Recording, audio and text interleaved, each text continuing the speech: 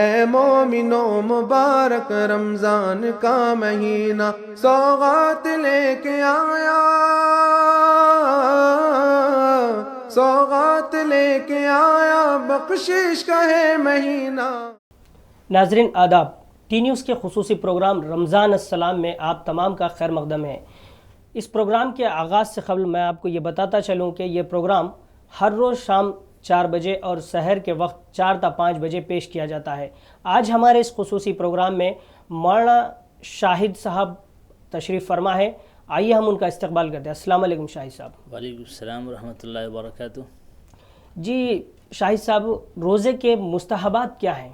دیکھیے، اللہ تبارک و تعالیٰ کا سب سے پہلے ہمیں شکریہ ادا کرنا چاہیے کہ اللہ تبارک و تعالیٰ نے ہمیں روزہ رکھنے کی طاقت عنایت فرمائی۔ مستحبات روزہ کے بہت سے ہیں، مثلا سب سے پہلا یہ ہے کہ ہم اور آپ سحری کریں، چاہے ایک گھونٹ پانی ہی کیوں نہ ہو۔ اسی طرح سے جب افطار کریں تو سورج ڈوبتے ہی، وقت شروع ہوتے ہی ہم افطار میں جلدی کریں، یہ بھی ایک مستحب ہے۔ اسی طرح سے ہم افطار کریں کھجور سے یا چھوہارے سے، اور جس چیز سے ہم افطار کر رہے ہیں وہ طاق عدد میں ہو، یعنی 1 ہو یا 3 ہو یا 5 ہو۔ اسی طرح سے ہم دعا پڑھ کر افطار کریں۔ دعا مشہور ہے، اللہم لک صمت وبک آمنت وعلیک توکلت وعلی رزقک افطرت۔ اسی طرح سے ناظرین یہ ہے کہ ہم اور آپ زبان کی حفاظت کریں لغو باتوں سے، غیبت سے، اور ہم اور آپ قرآن پاک کی تلاوت میں مصروف رہیں، حصول علم میں مشغول رہیں، یعنی جتنی بھی اچھی چیزیں ہیں روزے کے اندر ہم وہ کرتے رہیں۔ یہ مستحبات روزہ ہیں۔ جی مولانا، مکروہات روزہ کس کو کہتے ہیں؟ ماشاءاللہ، آپ نے سوال اچھا کیا۔ مکروہ کے معنی ہے ناپسندیدہ۔ مکروہات روزہ یعنی ایسی چیزیں جس سے روزہ تو ہو جاتی ہیں مگر روزے کے اندر وہ چیز کرنا پسندیدہ کام نہیں ہے۔ وہ بھی بہت ساری چیز ہیں، مثلا تھوک جمع کر کے نکل جانا، تھوک جمع کر کے نکلنا۔ اسی طرح سے مکروہات کے اندر بلا عذر کوئی چیز چکھنا، چبانا۔ البتہ اگر کسی بیوی کے شوہر صاحب بہت ہی سخت مزاج ہوں، کڑک ہوں، اور انہیں اس بات سے شکایت ہو کہ کھانے کے اندر نمک زیادہ ہو یا کمی ہو، تو بیوی پر سخت غصے کا اظہار کرتے ہوں، تو ایسی بیویوں کے لیے اجازت ہے کہ وہ زبان سے صرف چکھ لیں، تو ان کے لیے پھر یہ مکروہ نہیں ہوگا۔ لیکن دوسرے لوگوں کے لیے خواہ مخواہ دوسری چیزوں کو زبان میں رکھنا اور چکھنا یہ مکروہات میں شامل ہیں۔ اسی طرح سے بیوی سے دل لگی کرنا یہ بھی مکروہ ہے، اور اگر بیوی سے دل لگی کرتے ہوئے انزال ہو جائے تب تو روزہ ٹوٹ جائے گا، لہذا روزے کی حالت میں بیوی سے دل لگی نہیں کرنا چاہیے۔ اسی طرح سے گناہ کے کوئی کام کرنا، قولی یا فعلی، یعنی کسی سے ہنسی مذاق کر لیا، کسی سے جھوٹ بول لیا، یا کوئی غلط جگہ پاؤں سے چل کر چلے گئے، یہ بھی مکروہات روزہ میں شامل ہے۔ ایسے ہی جب ہم آپ وضو کرتے ہیں یا غسل کرتے ہیں تو کلی میں مبالغہ نہیں کرنا چاہیے، کیونکہ اگر کلی کے وقت غرغرہ کرتے وقت مبالغہ اگر ہو جائے اور پانی حلق میں چلا جائے تو روزہ ٹوٹ جاتا ہے۔ اس لیے وضو اور غسل میں کلی کرتے وقت مبالغہ نہیں کرنا چاہیے، مبالغہ کرنا مکروہ ہے۔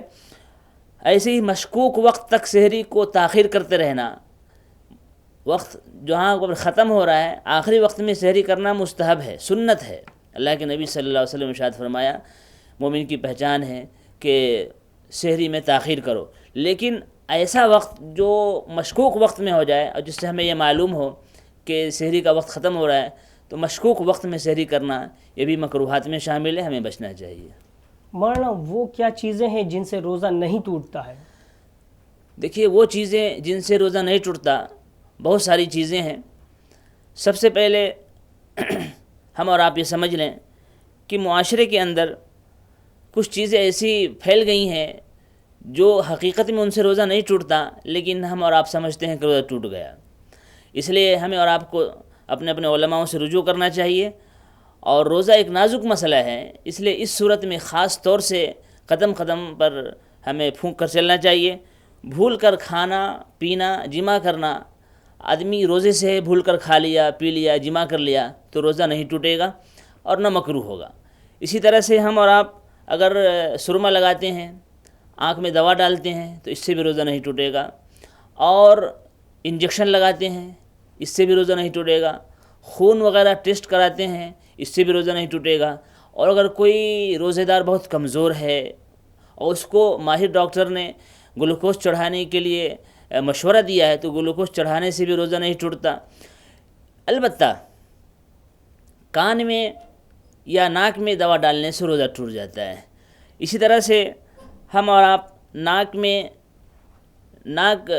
سڑکتے وقت اس کا تھوک ہمارے حلق میں چلا گیا تو بھی روزہ نہیں ٹوٹے گا۔ اسی طرح سے خون آیا، منجن کیا، اس سے بھی روزہ نہیں ٹوٹے گا۔ البتہ اس بات کا خیال رکھنا چاہیے کہ ہم اور آپ ٹوتھ پیسٹ اور منجن کا استعمال روزے کی حالت میں نہ کریں، یہ مکروہ ہے۔ ڈکار کے بعد منہ میں پانی آ گیا اس سے بھی روزہ نہیں ٹوٹے گا۔ پشنا لگوایا اس سے بھی روزہ نہیں ٹوٹے گا۔ اگر کوئی آدمی مجبور ہے اور اتنا کمزور ہے کہ پشنا لگانے کے بعد اس کو یہ امید ہے کہ شام تک افطار تک نہیں رہ سکے گا تو اس کو پشنا نہیں لگانا چاہیے۔ البتہ کوئی ہٹا کٹا ہے، طاقتور ہے، جوان ہے اور روزے کی تپش کو اور اس کی بھوک کو برداشت کر سکتا ہے افطار کے وقت تو پشنا لگائے۔ پشنا لگانے سے روزہ نہیں ٹوٹتا۔ جی مولانا بتائیے فدیہ کس کو کہتے ہیں اور اس کی مقدار کیا ہوتی ہے؟ آپ نے بہت اچھا سوال کیا ساجد بھائی۔ فدیہ کے معنی ہے مالی بدلہ۔ سوال یہ ہے کہ فدیہ کس کے لیے ہے اور کیوں ہے اور کتنا ہے؟ انشاءاللہ تفصیلی جواب دوں گا میں آپ کو۔ فدیہ کے معنی ہے مالی بدلہ۔ اللہ تبارک و تعالیٰ نے فرمایا وَعَلَى الَّذِينَ يُطِيقُونَهُ فِدْيَةٌ طَعَامُ مِسْكِينٍ، کہ ان لوگوں کے لیے جو روزہ رکھنے کی طاقت نہیں رکھتے ہیں اپنے روزے کے بدلے فدیہ نکالیں، اور فدیہ ہے ایک مسکین کو 2 وقت کا کھانا کھلانا پیٹ بھر کر۔ فدیہ ہے ایسے شخص پر جو شیخ فانی ہو، اور شیخ فانی کا مطلب ہے کہ ایسا بڑھاپا آ گیا ہو آدمی پر کہ بعد میں اس کے صحت یاب ہونے کی، تندرستی کی کوئی امید نہ ہو، یا بڑھاپا تو نہیں ہے، صحت جوان ہے لیکن ایسی بیماری آ گئی، خطرات، ایسی خطرناک مہلک بیماری اس کو آ گئی، اللہ ہم سب کو محفوظ فرمائے۔ ایسی خطرناک بیماری آ گئی جس کے صحت یاب ہونے کی کوئی امید نہیں ہے، تب ایسے شخص پر روزہ نہ رکھنے کی وجہ سے اللہ تبارک و تعالی نے سہولت دی ہے کہ وہ فدیہ نکالے، اور فدیہ کی مقدار ہے ایک مسکین کو 2 وقت کا کھانا کھلانا پیٹ بھر کر۔ اگر ایسا کر سکتے ہیں یعنی ایک روزے کے بدلے ایک مسکین کو 2 ٹائم کا کھانا کھلانا پیٹ بھر کر۔ اگر آپ کھانا کھلانا نہیں چاہتے ہیں تو ایک فدیہ کی مقدار وہی ہے جو صدقۃ الفطر کی مقدار ہے، یعنی نصف سا یعنی تقریباً 1.25 کلو گیہوں، 1.25 کلو گیہوں دے دیجئے ایک روزے کے بدلے، یا پھر 1.25 کلو گیہوں کی قیمت دیجئے۔ لیکن یہاں پر یہ بات یاد رہے کہ آج کل مارکیٹ میں گیہوں کی قیمت 20 روپے، 18 روپے، 25 روپے اتنا ہی ہے، تو 1.25 کلو کی قیمت 40 روپے بھی نہیں ہوتی۔ تو اگر ہم اور آپ فدیہ نکال دیتے ہیں 2 کلو گیہوں کی قیمت بھی احتیاطاً تو 40 روپے ہوگا یا 50 روپے ہوگا۔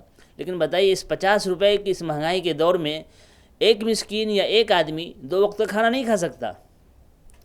اس لیے فدیہ کے سلسلے میں تقوی سے کام لینا چاہیے، احتیاط سے کام لینا چاہیے۔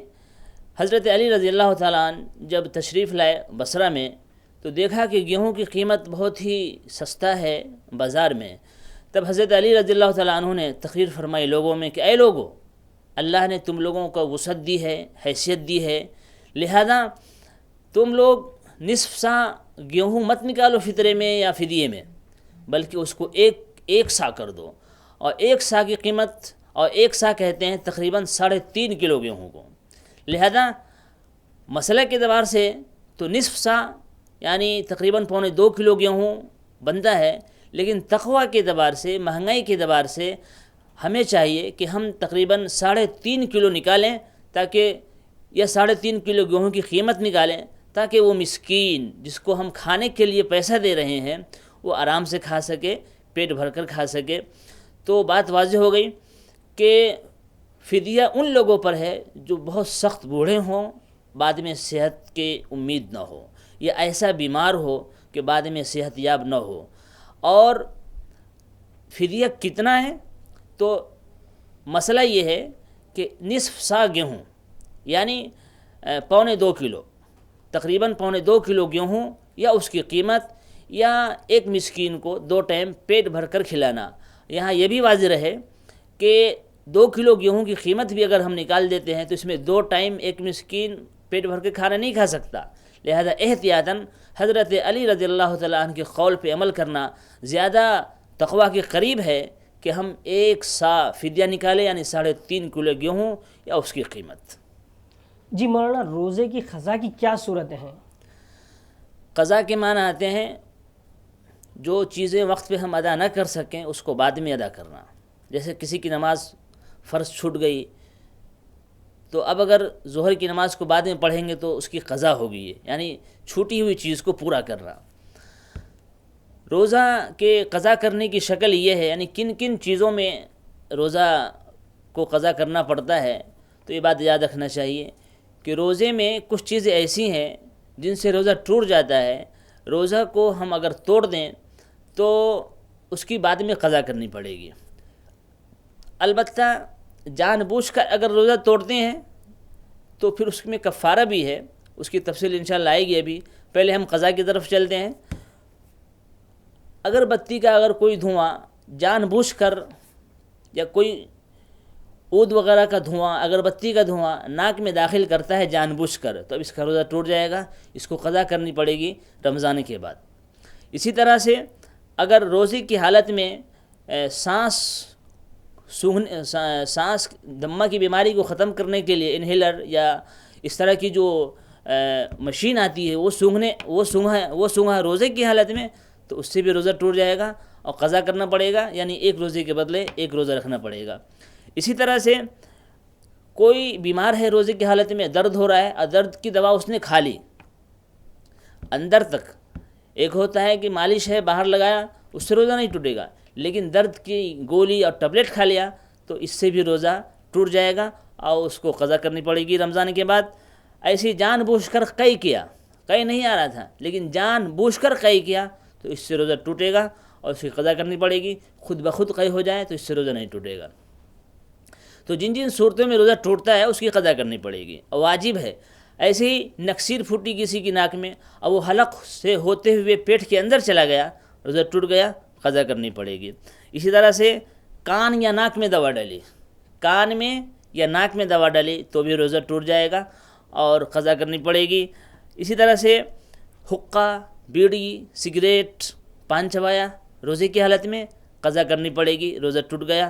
اسی طرح سے اگر کسی نے اپنی بیوی سے بوس و کنار کیا اور انزال ہو گیا تو قضا کرنی پڑے گی، قضا کرنا واجب ہے، روزہ ٹوٹ گیا. اسی طرح سے احتلام کے بعد آدمی نے یہ سوچا کہ اب تو روزہ ٹوٹ گیا، لاؤ کھا لیتے ہیں، تو احتلام کے بعد کھا لینا یہ روزے کو توڑ دیتا ہے، قضا کرنی پڑے گی. صرف احتلام ہوا، کچھ کھایا پیا نہیں، بعد میں افطار کے ٹائم میں مغرب کے وقت افطار کیا تو روزہ نہیں ٹوٹا. اس لیے میں نے کہا تھا کہ ہمارے معاشرے میں کچھ چیز ایسی ہیں کہ لوگ سمجھتے ہیں کہ یہ ہونے سے روزہ ٹوٹ گیا. ایسا نہیں ہے. افطار کے وقت احتلام ہونے سے دن میں یا رات میں، روزے کی حالت میں یا بغیر روزے کے روزہ نہیں ٹوٹتا. لیکن کسی نے اگر یہ سوچا کہ احتلام ہو گیا ہے، اب شاید روزہ ٹوٹ گیا، اس کے بعد پھر کھایا، تو اب روزے کو قضا کرنا پڑے گا اور اس صورت میں قضا لازم ہے، واجب ہے. اسی طرح سے کسی شخص کو انتہائی بھوک لگی ہوئی تھی، زبردست بھوک لگی ہوئی تھی، روزے کی بھوک پیاس برداشت نہیں ہو سکی، جانتے ہوئے اس نے روزہ توڑ دیا انتہائی مجبوری میں، تو بھی قضا کرنا پڑے گا. اور اسی طرح سے اگر کسی نے عورت کے ساتھ زبردستی جماع کیا تو عورت پر صرف قضا ہے، لیکن چونکہ مرد ایک برے فعل کو جانتے ہوئے ارتکاب کر رہا ہے، مرد پر قضا بھی ہے، کفارہ بھی ہے. اور زبردستی کرنے میں صرف چونکہ صرف مرد کا ہاتھ ہے، اس لیے عورت پر صرف قضا ہوگی اور مرد پر قضا و کفارہ دونوں ہے. جی مولانا، کفارہ کیا ہے، کس پر واجب ہوتا ہے اور اس کو کس طرح ادا کرنا پڑتا ہے؟ دیکھیے، کفارہ کے معنی آتے ہیں مٹانے والا. آدمی جب روزے میں جانتے ہوئے کوئی غلط کام کرے، عمدن کام کرے، جانتے ہوئے کہ میں روزہ ہوں پھر بھی برا کام کرے، روزہ کو توڑنے والے کام کرے، تو سزا کے طور پر اللہ تبارک و تعالیٰ نے کفارہ لازم قرار دیا ہے۔ کفارہ کہتے ہیں کہ آدمی مسلسل 2 مہینے روزے رکھے، یعنی 60 دن 60 days، بغیر کسی ناغہ کے۔ لہذا آدمی اگر ایک روزے کا کفارہ ادا کر رہا ہے اور بیچ میں اس کی طبیعت خراب ہو گئی یا کسی وجہ سے روزہ نہیں رکھ سکا 25 دن کے بعد مثلا، تو اب پھر اس کو اثر نو گننا پڑے گا۔ یہ ایک سزا ہے، اسی لیے کہا جاتا ہے کہ رمضان کے روزے کو حتی الامکان پورا کیجئے، ورنہ رمضان کے ایک روزے کی قیمت پوری زندگی روزہ رکھ کر بھی نہیں چکا سکتے۔ اب یہ ہے کہ کفارہ کن کن صورتوں میں ہوتا ہے، میں واضح کرتا ہوں۔ پہلی شکل یہ ہے کہ جان بوجھ کر بغیر اشتباہ کے کھانا پینا جمع کرنا، اس صورت میں قضا بھی ہے کفارہ بھی ہے، یعنی ایک روزہ رکھنا پڑے گا قضا کے طور پر، اور پھر مسلسل 2 مہینے کے چاند کے حساب سے روزے رکھنے پڑیں گے۔ اسی طرح سے کوئی شخص ہے جو جمع کر رہا ہے اپنی بیوی سے جانتے ہوئے بوجھتے ہوئے روزہ کو یاد کرتے ہوئے، تو اس کو بھی قضا و کفارہ، قضا بھی ہے کفارہ بھی ہے۔ اسی طرح سے کوئی شخص تھوک نگل رہا ہے اپنے محبوب کا، تو اس صورت جانتے ہوئے، تو اس میں بھی قضا بھی ہے کفارہ بھی ہے۔ اور اگر اپنا ہی تھوک منہ میں ہی نکل گیا تو کچھ بھی نہیں ہے، لیکن اپنا تھوک منہ پر، اپنا تھوک ہاتھ پہ نکل رہا ہے تو اس کے اندر قضا ہے۔ دوسرے کا اگر تھوک نکل رہا ہے خصوصاً محبوب کا، تو اس کے اندر قضا بھی ہے کفارہ بھی ہے۔ لہذا ہم مسلمانوں کو تو ایسا ہونا چاہیے کہ کفارہ کی شکل آئی ہی نہیں، کیونکہ پھر بھی ہم 2 مہینے روزے رکھیں گے، پتہ نہیں رکھ بھی سکیں گے یا نہیں رکھ سکیں گے، اور گناہوں کا گناہ الگ رہا اور رمضان کی ثواب سے محروم رہے۔ تو کفارے کی ایک شکل تو یہ ہے کہ ہم مسلسل 2 مہینے کے روزے رکھیں۔ اگر یہ نہیں ہو سکتا تو ایک غلام یا باندی آزاد کریں، اور ظاہر سی بات ہے غلام اور باندی کی آزاد کا زمانہ نہیں ہے، تو 60 مسکینوں کو کھانا کھلانا ہے، 60 مسکینوں کو کھانا کھلانا ہے۔ اس طرح سے انشاءاللہ امید ہے کہ ہمارے ان روزے کا جو ہم نے جس کو توڑ دیا رمضان میں جان بوجھ کر، جس کی وجہ سے کفارہ لازم ہو گیا تھا، امید ہے کہ اللہ تبارک و تعالی ہمارے گناہوں کو معاف کرنے کی کوئی شکل نکالیں گے۔ ایک دن کھلانا ہوگا 60 مسکینوں کو، یا پھر 2 ماہ تک کھلانا ہوگا؟ نہیں، 60 مسکینوں کو کھلانا ہے ایک روزے کے بدلے، تو آپ ایک روز کھلا دیجئے یا پھر 60 دن کھلائیے۔ ٹھیک ہے مولانا، ہمارے اس پروگرام میں آپ کا بے حد شکریہ۔ پھر ہم جو ہے نا آپ سے ملاقات کرتے ہیں اس پروگرام میں۔ ناظرین، یہ تھا ہمارا رمضان کا خصوصی پروگرام رمضان السلام۔ اے مومنو مبارک رمضان کا مہینہ سوغات لے کے آیا، سوغات لے کے آیا، بخشش کا ہے مہینہ۔ جہاں روزے پاک خیر الورا ہے، یہ جنت نہیں ہے تو پھر اور کیا ہے؟ کہاں میں کہاں یہ مدینے کی گلیاں، یہ قسمت نہیں ہے تو پھر اور کیا ہے؟ مدینہ مدینہ مدینہ مدینہ مدینہ مدینہ مدینہ مدینہ۔ محمد کی عظمت کو کیا پوچھتے ہو کہ وہ صاحب قاب قوسین ٹھہرے؟ محمد کی عظمت کو کیا پوچھتے ہو کہ وہ صاحب قاب قوسین ٹھہرے؟ بشر کی کہ سر عرش مہمان نوازی یہ عظمت نہیں ہے تو پھر اور کیا ہے؟ مدینہ مدینہ مدینہ مدینہ مدینہ مدینہ مدینہ مدینہ۔ جو عاصی کو کملی میں اپنے چھپا لے، جو دشمن کو بھی زخم کھا کر دعا دے، جو عاصی کو کملی میں اپنے چھپا لے، جو دشمن کو بھی زخم کھا کر دعا دے، اسے اور کیا نام دے گا زمانہ، یہ رحمت نہیں ہے تو پھر اور کیا ہے مدینہ مدینہ مدینہ مدینہ مدینہ مدینہ مدینہ مدینہ۔ قیامت کا ایک دن معین ہے لیکن ہمارے لیے ہر نفس ہے قیامت، قیامت کا ایک دن معین ہے لیکن ہمارے لیے ہر نفس ہے قیامت، مدینے سے ہم جانشاروں کی دوری قیامت نہیں ہے تو پھر اور کیا ہے مدینہ مدینہ مدینہ مدینہ مدینہ مدینہ مدینہ مدینہ۔ تم اقبال یہ نعت کہہ تو رہے ہو، مگر یہ بھی سوچا کہ کیا کر رہے ہو، تم اقبال یہ نعت کہہ تو رہے ہو، مگر یہ بھی سوچا کہ کیا کر رہے ہو، کیا تم کہاں مرح ممدوح ازداں، یہ جنت نہیں ہے تو پھر اور کیا ہے مدینہ مدینہ مدینہ مدینہ مدینہ مدینہ مدینہ مدینہ۔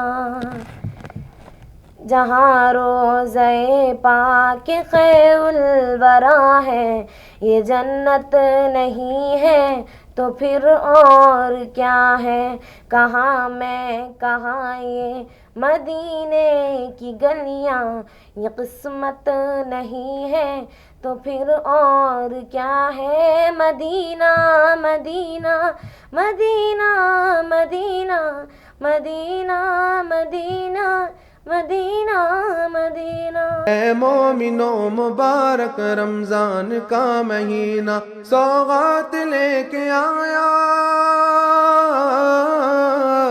سوغات لے کے آیا، بخشش کا ہے مہینہ۔